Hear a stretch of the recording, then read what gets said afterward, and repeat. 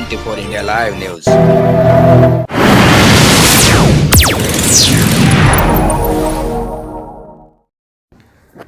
नमस्कार, आपला सर्वांच्या 24 इंडिया लाईव्ह न्यूजमध्ये स्वागत आहे. बघा आजची खास खबर आणि शेवटपर्यंत बघा. उपस्थित माझ्या सर्व पत्रकार मित्रांनो,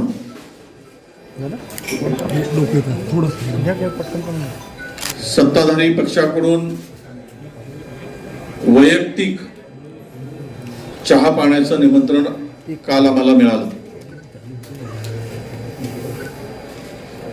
गेली अनेक वर्षाची परंपरा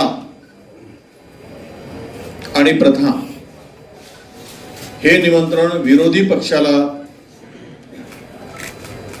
दिलं जातं. दुर्दैवानं सत्ताधाऱ्यांची मनसुबा आहे की विरोधी पक्ष नेता दोनही सभागृहाचे नाही आणि दोनही सभागृहाचे विरोधी पक्ष नेते रिक्त आहे. ज्यांचे हे दोनही पद संविधानिक पद आहेत असं आम्ही म्हणतो आणि आहेतच. मुळात दोनही संविधानिक रिक्त पदे ठेवून संविधानाचा व अविश्वास दाखवणाऱ्या सत्ताधाऱ्यांच्या चहा पाण्याला जाण्याचं आम्ही टाळलाय आणि म्हणूनच आज चहा पाण्यावर बहिष्कार टाकलेला आहे. त्याबरोबर अनेक प्रश्न आहेत. महाराष्ट्रामध्ये दररोज 6 ते 7 शेतकरी आत्महत्या करतोय. शेतकऱ्यांना कर्जमाफी देऊ म्हणून सांगून मतं घेतलीत आणि आता तारीख पे तारीख देत आहेत. जूनचा मुहूर्त काढण्याचं सांगितलं जात आहे, पण शेतकऱ्यांच्या कर्जमुक्तीचा पत्ता नाही. मुळात हे सरकार, खरं तर मी सुरुवातीलाच सांगितलं की 1980 मध्ये भारतीय जनता पक्षाचे, त्यावेळी जनता दल होतं, मला माहित नाही, भास्कररावजी सांगू शकतील, 14 आमदार होते. त्यावेळी सुद्धा विरोधी पक्षनेते पद दिलं गेलं होतं. 2085 मध्ये भारतीय जनता पक्षाचे 16 आमदार होते, तरी पण त्यावेळेस विरोधी पक्षनेते पद दिलं गेलं होतं.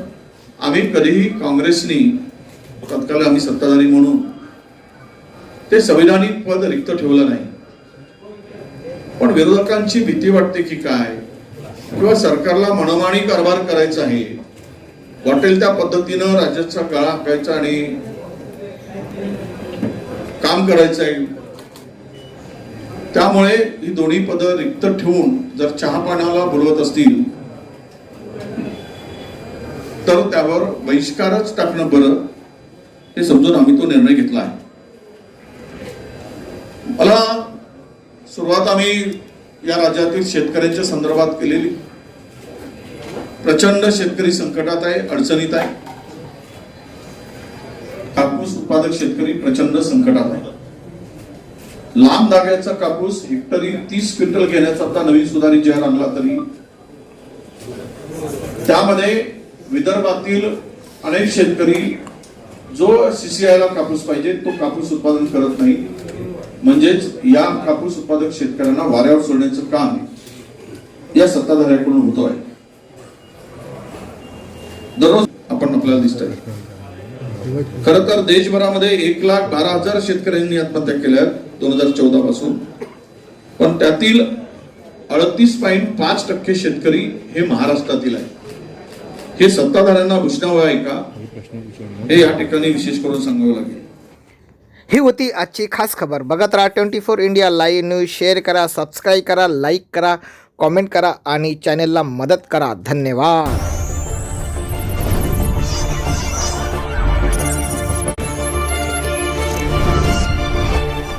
24 India Live News.